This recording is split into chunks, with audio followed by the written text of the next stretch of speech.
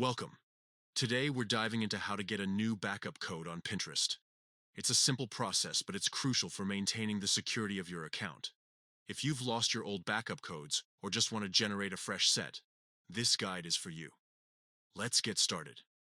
First, open the Pinterest app on your mobile device. Once you're in, look for the saved icon at the bottom of your screen. Tap it. This will take you to your saved boards and pins. Next, tap on your profile icon. It's usually located in the top left corner of the screen. This will direct you to your profile page, where you can access your account settings. Once you're on your profile page, you need to find the settings menu.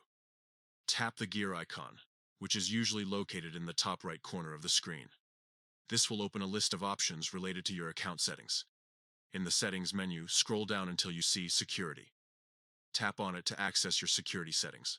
This is where you'll find options related to your password, login activity, and two-factor authentication. Within the security settings, look for the Backup Codes section. Here, you'll see an option labeled Get Backup Codes. Tap on it to proceed. This will take you to a page where you can view your current backup codes. If you've already used your backup codes or simply want a new set, tap on Get a New Code. Pinterest will generate a new set of backup codes for you.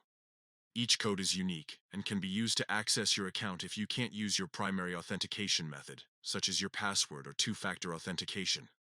Once you have your new backup codes, make sure to store them in a safe place. You can write them down, save them in a password manager, or store them in a secure document on your computer.